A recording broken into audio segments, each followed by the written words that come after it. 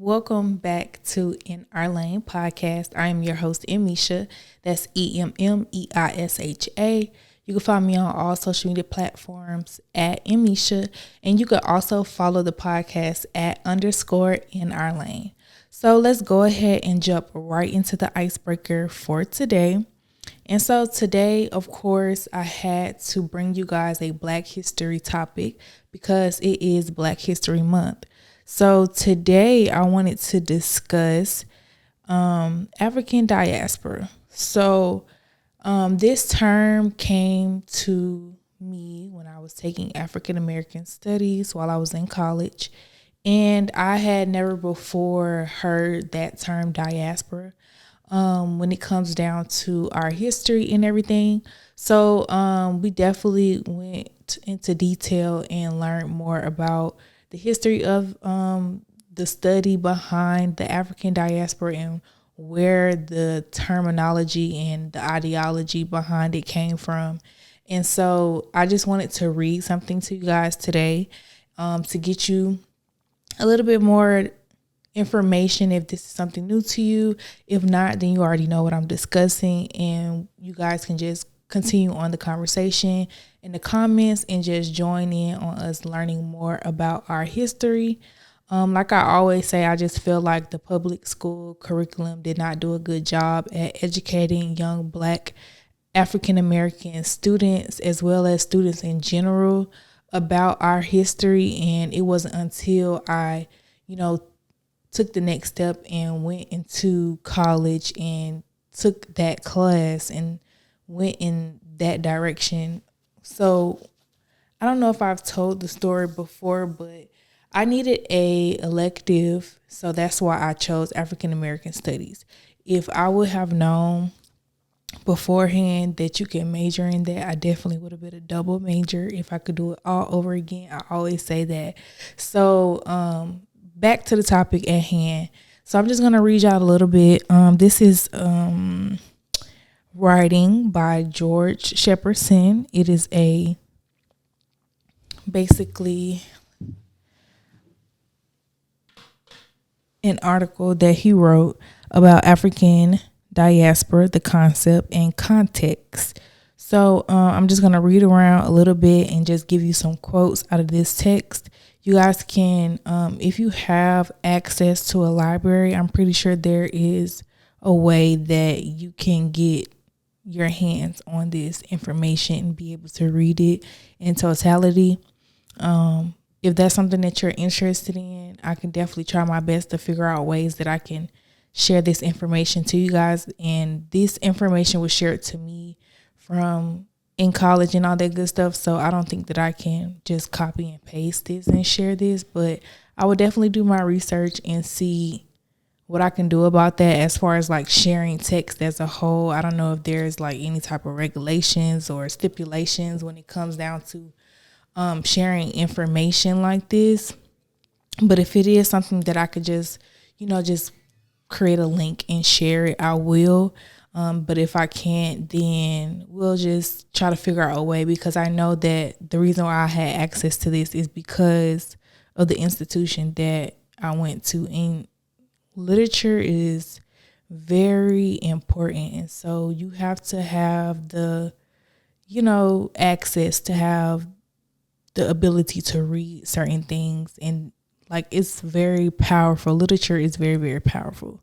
So anyways, let's get right into the text. I don't want to keep rambling and going on and on.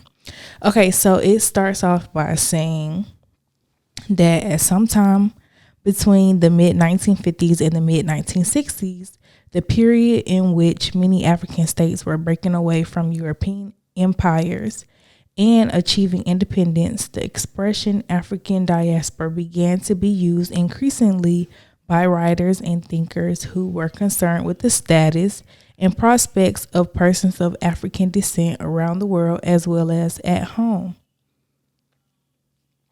And it continues on to say further down that the concept that the expression African diaspora serves is, however, of much older origin. It can be argued that something approaching an African diaspora concept appears in the Bible. Then further along throughout the text, it also goes into details as far as talking about whether they knew it or not. They disputed the view that African had no place worth considering in world history, and that destruction of this view is an essential element of the study of the African diaspora.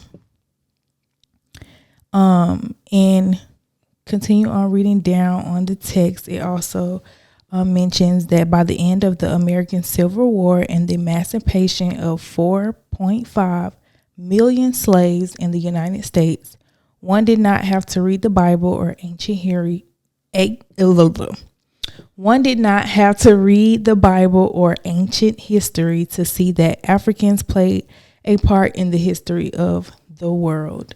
So I just wanted to share those quotes with you today to just spread a little bit of knowledge and expose people who may not have learned about African diaspora or even, heard that term of the African diaspora. And I promise you, if you do your own research and just start to read up on articles by writers that study African American studies, then you will learn a lot more about your history and some of the things that we went through as a whole in its totality.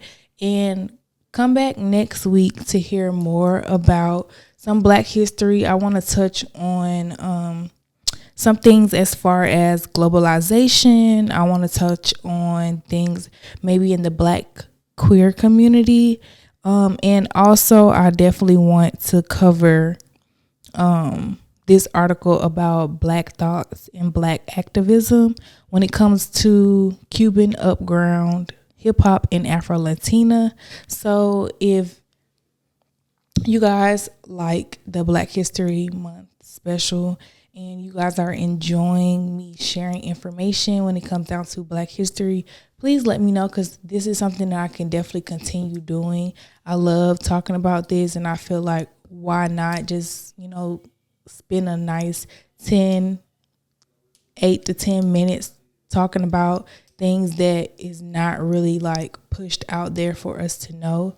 I feel like this information is just very, very important, and I love reading and learning about our history and where we come from, and that way we can understand where we came from and push forth for new beginnings and new opportunities for us. Because like I said, it was a lot of slaves. Okay, it's more than just that. It's a lot deeper than that. And I wanted to talk more about intersectionality and all that good stuff. So we will definitely touch more on that in an upcoming episode for February. Okay, so now that we've had our little moment,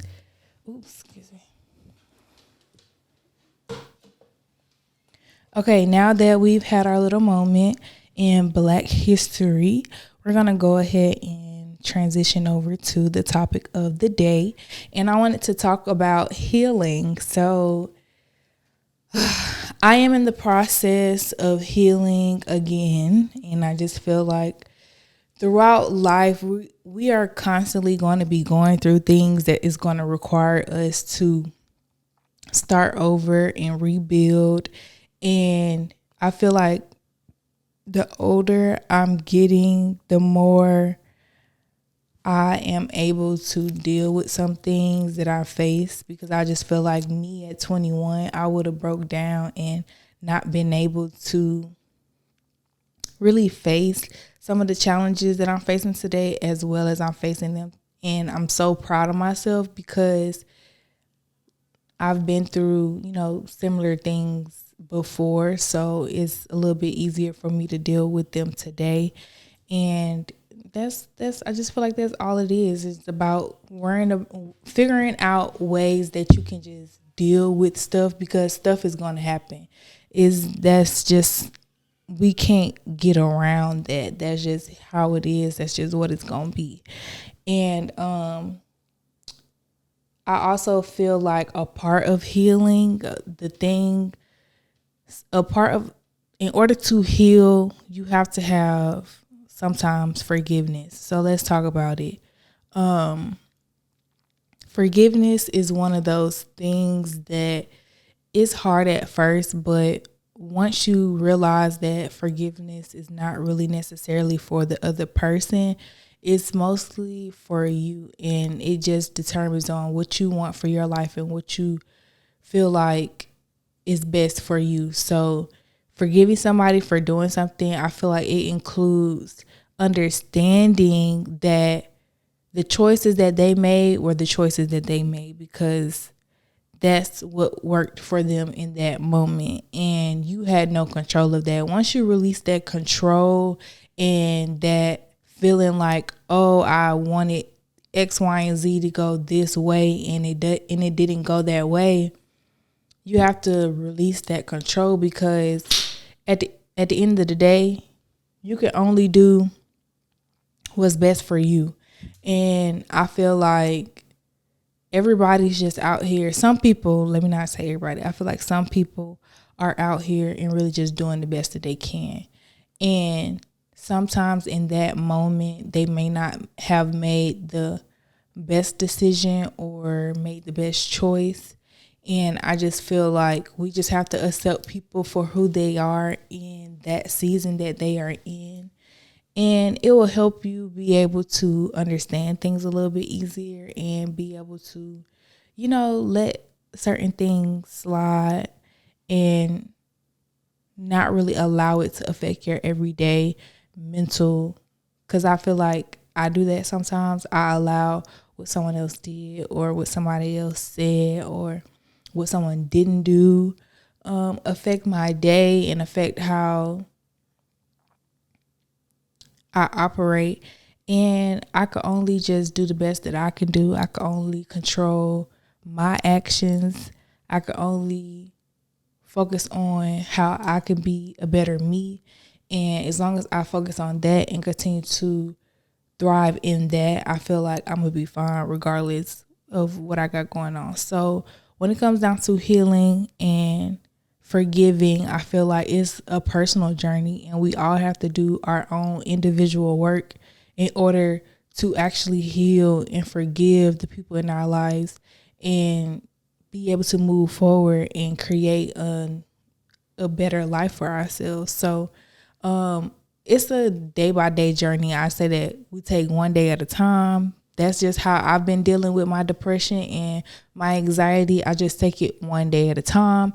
And it's like when I have my moments, I allow myself to have my moments. I feel like we can allow ourselves to have those moments. We do not have to be on all the time. We do not have to be perfect all the time. It's okay, but you can't stay in it though. You definitely have to take your time, take the steps, and then move forward. You can't just stay in that position and stay in that negative space. You have to find a way to get out of it and just push through.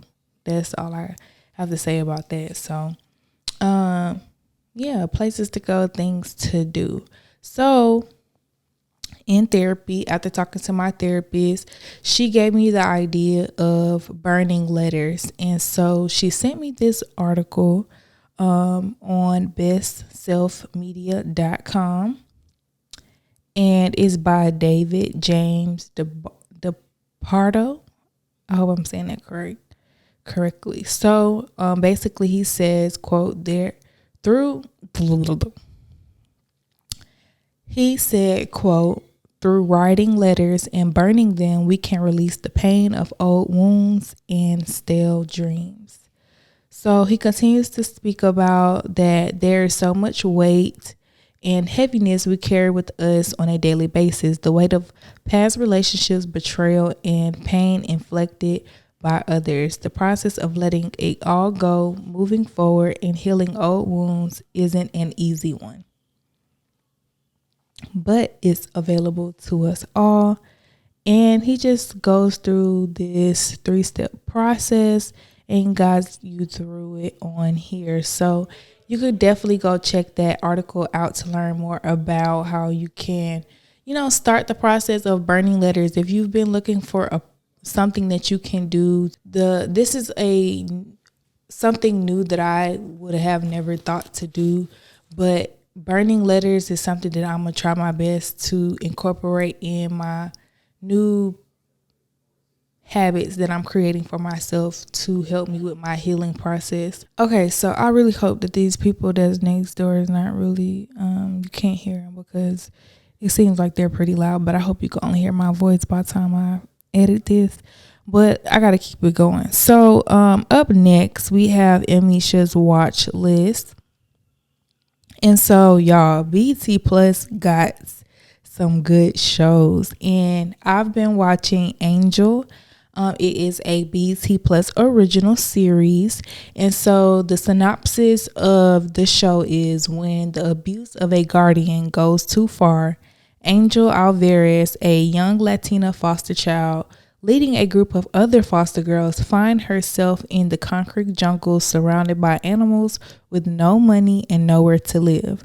Her only choice, become a beast. They have 3 episodes out right now, and when I tell y'all, that story is amazing. The actors are doing an amazing job. The plot of the show is really, really dope. And I can't wait to see how the rest of the season plays out because it's a lot of things going on. And yeah, so I'm not going to spoil it for y'all. I want y'all to go check it out on your own. It is called Angel, and you can find it on BET Plus. Okay, so ask Misha. Don't forget to submit your questions to be answered on the show at _ in our lane.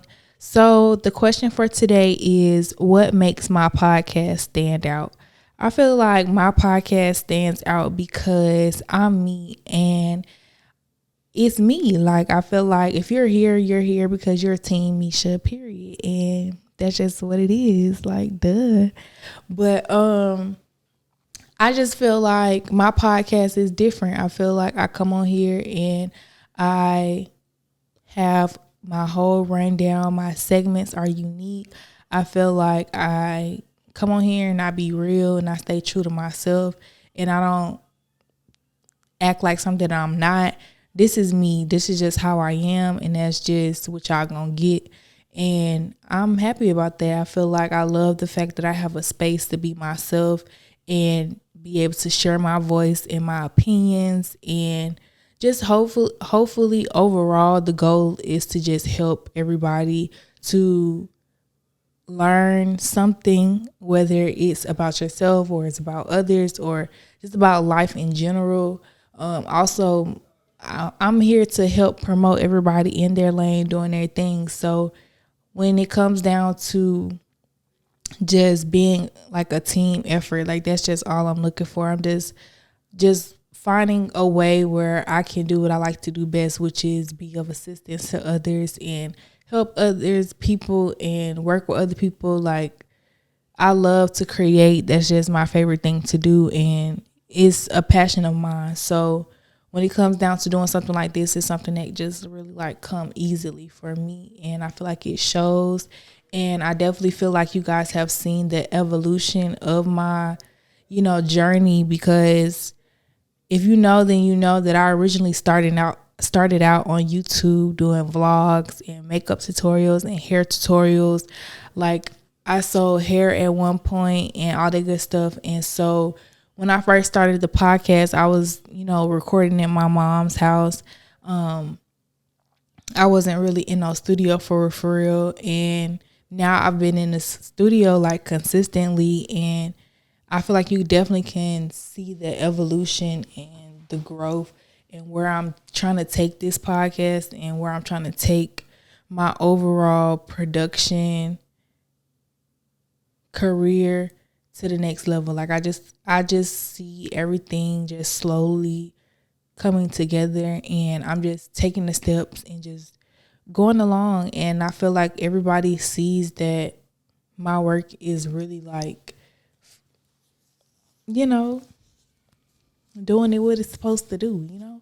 I'm really out here making the right connections and meeting the right people, and being around like-minded individuals is amazing. I just feel like lately I've been able to meet people who are in this industry and they are doing an amazing job. And I love the fact that I'm able to work right next to them and learn from them and grow with them.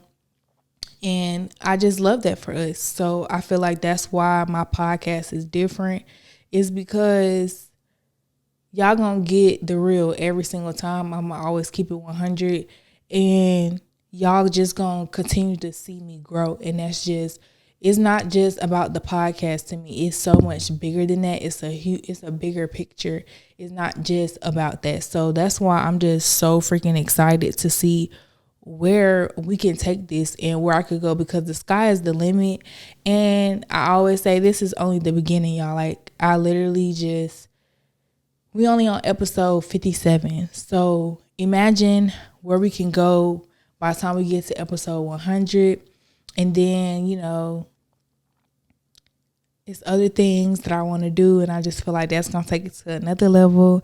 And I'm really, really excited about that. But details about that will come when it comes. And yeah, I'm just trying to move different, you know, do things a little bit different, a little bit better. And yeah, that's just that on it. But let's keep it moving and stay in our lane. Start journaling. Okay? This is something that is one of those things as well that I'm working on to add into my habits of my self-care. My therapist definitely recommended for me to start journaling, and for some reason I can't really like get pen to pad. I can't really find time to get pen and pad. Like, my thoughts will always be running, but I can't seem to pick up a pen and a pad to write it down. So what she suggested for me to do is audio journaling. So basically I just turn on my recorder and I just talk and record myself what I'm talking, or like I'll go in my notes section and I'll use the mic and I'll let it type out what I'm saying, and I'll do that as well. So those options have really, really been helping me out a lot. So if that's something that you're interested in, I definitely suggest that you try it, because it definitely works better for me. Because I don't know, it's just something about like actually writing it down is not the best for me, but when I actually like say it, that really helps me get over things and process how I'm feeling and everything that I'm thinking about a certain situation, and then I could just let it go.